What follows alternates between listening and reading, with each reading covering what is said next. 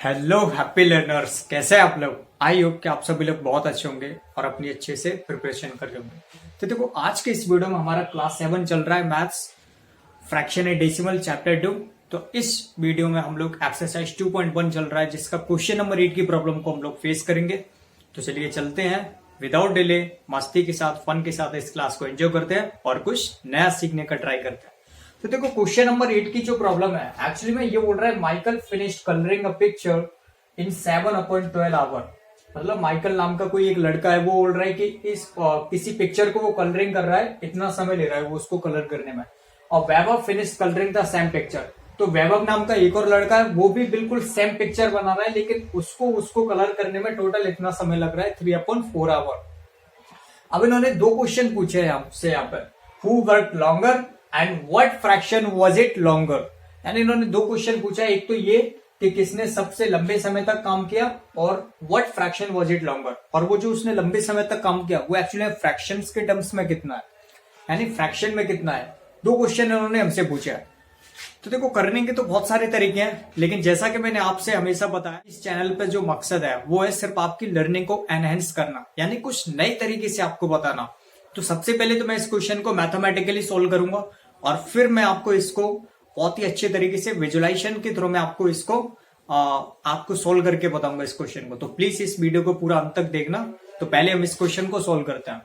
देखो, Michael finish colouring, तो पहले हम माइकल का काम लिखते हैं कि माइकल ने एक्चुअली में कितने घंटे तक काम किया। तो सिंपल सा यहां पर लिखूंगा मैं, माइकल फिनिश्ड द वर्क।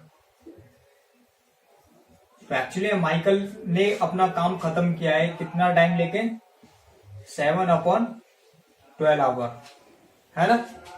और वैभव ने कितना टाइम लिया है, and Vaibhav finished the same work. यानी उसने भी बिल्कुल यही काम किया, लेकिन एक्चुअली में उसको इतना टाइम लग रहा है 3/4 आवर। तो इसको इतना टाइम लिया। अब सवाल ये है, हु वर्क लॉन्गर, यानी सबसे लंबे समय तक किसने काम किया। तो आपको पता है कि जब दो बंदे काम कर रहे हैं यहाँ पर, और हमें ये बताना है कि इनमें से किसने सबसे लंबे समय तक काम करेगा, तो ओनली देख के तो बता नहीं सकते, मैजिशियन तो है नहीं हम लोग। सो देखते ही बोल देंगे हाँ मेरे को पता है कि ये करेगा, नहीं ना। तो हमें क्या करना पड़ेगा, सबसे पहले हमें कंपेयर करना पड़ेगा। और आपको पता है, कंपेयर करने के लिए किसी भी ऑब्जेक्ट्स का अगर हमें कंपेयर करना है, तो उनके बीच में कुछ रिलेशन सेम होना चाहिए, यानी रिलेशन बनाना पड़ेगा, तभी तो कंपेयर कर पाएंगे।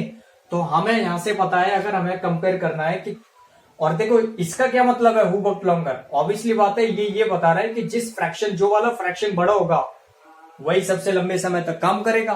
तो सबसे पहले हमारा यहाँ पर फोकस रहेगा ये जो फ्रैक्शन है इनके बीच में रिलेशन बनाना।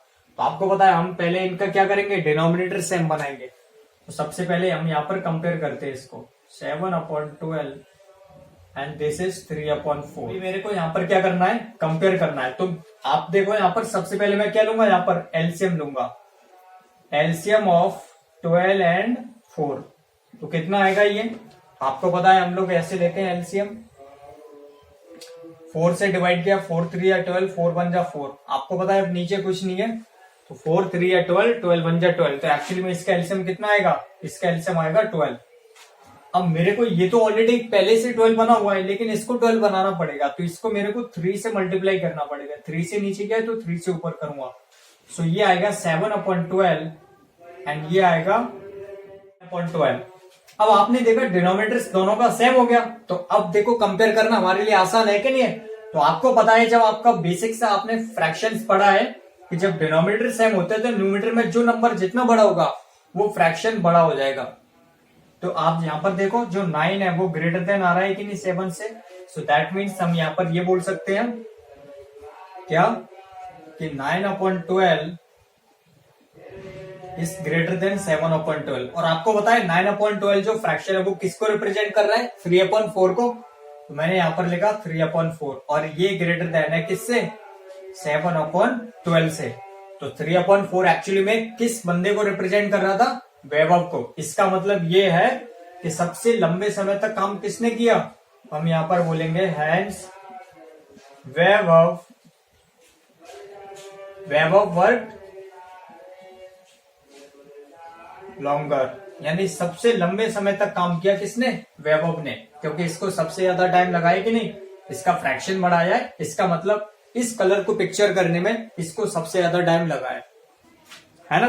अब हम ये वाला पार्ट सोल्व करते हैं, why what fraction was it longer, यानी ये तो पता चल गया कि इसने सबसे लंबे समय तक काम किया, यानी इतना सबसे ज्यादा टाइम इसको लगाया, लेकिन वो टाइम एक्चुअली में है कितना, यानी कितना पार्ट वो जो इसको ज्यादा लग रहा है वो निकालना है। तो देखो वो कैसे निकालेंगे, तो आपको पता है हमें डिफरेंस लेना पड़ेगा, क्योंकि दोनों के बीच में जो डिफरेंस आएगा वही तो हमें इंडिकेट करेगा कि ये वाला पार्ट इसको सबसे ज्यादा, मतलब ये वाला जो पार्ट आया है ये एक्चुअली में इसकी वजह से इसको टाइम लग रहा है, तो हमें वो वाला पार्ट निकालना पड़ेगा।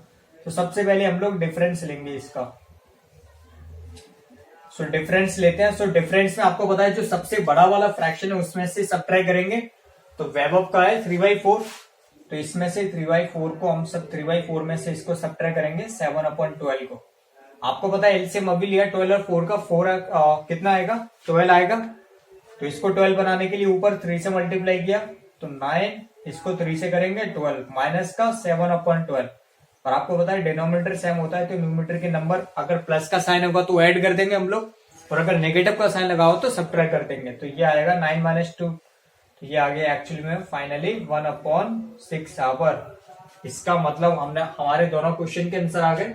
एक तो उन्होंने पूछा था किसने सबसे लंबे समय तक काम किया, तो वैभव ने किया, और कितना फ्रैक्शन किया उसने, तो 1/6 आवर, यानी ये वो फ्रैक्शन है इतना टाइम से इसको ज्यादा लगा है, किसके कंपैरिजन में, वैभव के कंपैरिजन में। समझ आया बहुत अच्छे तरीके से। अब ये तो इसका तरीका हुआ मैथमेटिकली इसको सोल्व करने का, लेकिन अगर यहीं पर अगर मैं आपको ये बताता कि इस क्वेश्चन को थोड़ा सा विजुलाइज करके देखो, इस क्वेश्चन में अगर ओनली ये वाला क्वेश्चन पूछा होता हमसे, हु वर्कड लॉन्गर, यानी सबसे लंबे समय तक काम किसने किया, बस ये वाला पार्ट नहीं पूछा होता हमसे question, why what fraction was it longer, तो देखो ओनली ये वाला क्वेश्चन हमसे पूछा होता तो इसको, इस क्वेश्चन को देखते ही मैं सीधा आंसर बताता इसका कि वैभव ने किया। अब आप लोग एकदम से शॉक हो जाओगे, बोला ये कैसे पता। तो यहीं पे यही चीज मैं आपको बार बार एम्फेसाइज करता हूं कि हमेशा अपनी लर्निंग पे फोकस करो, ऑलवेज हमेशा चीजों को नई तरीके से सीखना स्टार्ट करो। जो ट्रेडिशनल मेथड है वो तो हमेशा से चला आ रहा है, अगर आपने अपने नजरिया चेंज नहीं किया क्वेश्चंस को पढ़ने का, रीड करने का, उसको विजुलाइज करने का, तो ये सारी चीजें बहुत काम करेगी आपके लिए आगे, और ये आपको आनी चाहिए।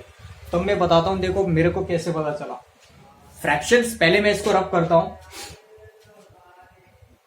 तो प्लीज आप इसको नोट डाउन कर लीजिए। अब मैं इसको रब करता हूं और फिर मैं आपको बताता हूं।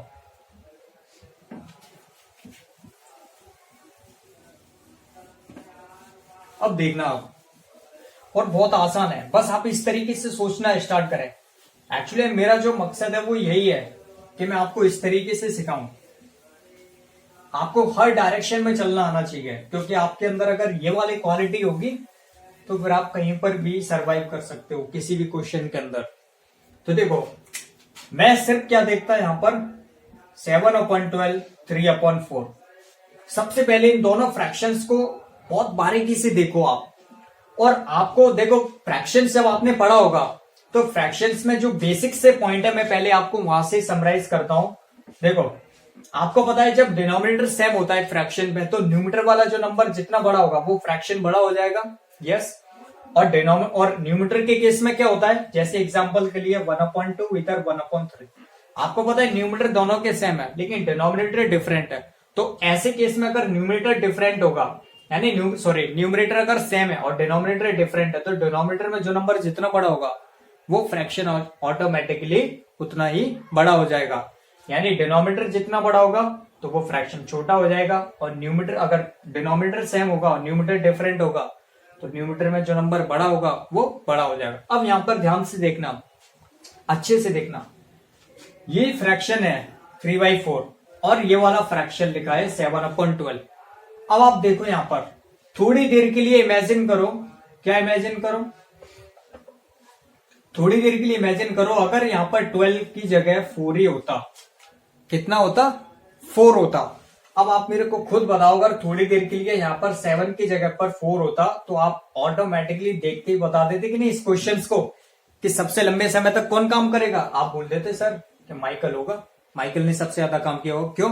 क्योंकि डिनोमिनेटर दोनों का डिफरेंट है और न्यूमरेटर में तो यही बड़ा है, तो न्यूमरेटर में ये बड़ा है, तो ये जिसका फ्रैक्शन है वो वाला का सबसे बड़ा हो जाएगा। ये आ रहा है समझ में। लेकिन इन्होंने क्या दिया है, यहाँ पर 4 नहीं दिया है, वो तो हमने एज्यूम किया कि हमें कुछ इस तरीके से सोचना था। अब आप यहाँ पर ध्यान से देखना, 3 का ये वाला पार्ट कितना है, न्यूमरेटर वाला पार्ट इस फ्रैक्शन का 3 है और इसका 7 है, तो ये जो है ये इसका 2 टाइम्स से बड़ा है कि नहीं है, 2 टाइम्स से प्लस है कि नहीं है, कुछ समथिंग 2 टाइम्स से प्लस है। अब आप मेरे को खुद बताओ, एक फ्रैक्शन हमारे पास है और एक दूसरा फ्रैक्शन है, तो दूसरा फ्रैक्शन किसी न्यूमरेटर का तो 2 टाइम्स से हो गया, यानी बढ़ गया, लेकिन वही फ्रैक्शन फिर से 3 टाइम्स क्या हो गया, कम हो गया। आपने देखा ना यहाँ पर ये वाला फ्रैक्शन इसके कंपैरिजन में देखो, ये तो 2 टाइम्स से बढ़ा लेकिन डिनोमिनेटर 3 टाइम्स से कम हो गया। तो आप मेरे को खुद बताओ, किसी एक फ्रैक्शन को 2 टाइम्स से मैंने बढ़ा दिया और उसी फ्रैक्शन को 3 टाइम्स से कम कर दिया, तो उसका वैल्यू क्या हो जाएगा, छोटा हो जाएगा। तो छोटा हो जाएगा तो इससे पता चल गया कि नहीं कि 3/4 जो है वो एक्चुअली में बड़ा है 7/12 से। बस आपको इस तरीके से तो सोचना था। तो बस आपको ये बेसिक से फंडा, ये जो इसके बेसिक्स फंडामेंटल है, ये एक्चुअली में अगर आपने समझ लिए तो आपके लिए बहुत आसान हो जाएगा और आप इन चीजों पर काम कीजिएगा। अगर आप इस तरीके से नहीं सोचते हैं तो फिर आप मैथमेटिकली तो हर क्वेश्चन को सॉल्व कर लेंगे, लेकिन उसमें कोई बड़ी बात ही नहीं है, क्योंकि वो तो हर कोई कर लेगा मैथमेटिकली, तो टाइम ही तो लगेगा उसको। लेकिन अगर आप इस नजरिए से अपना थॉट चेंज करते हो और कुछ अलग पॉइंट ऑफ व्यू से क्वेश्चन का आंसर देते हो, वो बहुत अच्छा रहेगा आपके लिए, यानी ये आपको बहुत आगे तक लेके जाएगा। तो आपको कुछ इस तरीके से भी सोचना आना चाहिए। मैंने बोला ना, आपको हर डायरेक्शन से आना चाहिए। अगर आपके पास ऑल टाइप्स के वेपन होंगे तो बताओ आपको कोई हरा सकता है? कोई नहीं। तो बस आपको इसी पे काम करना है। तो देखा आप लोगों ने ये वाला फ्रैक्शंस बड़ा है कि नहीं है, तो बस जैसे हमने यहाँ पर विजुअलाइज कर लिया इसको, तो ऑटोमेटिकली हमारा ब्रेन बोलेगा हाँ सबसे ज्यादा काम कौन करेगा, वेब करेगा। तो बस आपको इस तरीके से आना चाहिए। आई होप कि इस वीडियो से आपने काफी अच्छा सीखा होगा, कुछ लर्निंग ली होगी आपने। तो उम्मीद करता हूं कि आप कुछ इस तरीके से पढ़ते रहेंगे। तो चलिए चलता हूं, और यहीं पर हमारी ये एक्सरसाइज 2.1 खत्म होती है। तो अब मैं आपको मिलूंगा अगली एक्सरसाइज 2.2, उसका फर्स्ट क्वेश्चन की प्रॉब्लम को देखेंगे। जब तक के लिए आप फन के साथ, मस्ती के साथ हमेशा नया कुछ ना कुछ सीखते रहिए और एंजॉय करते रहिए। Bye bye.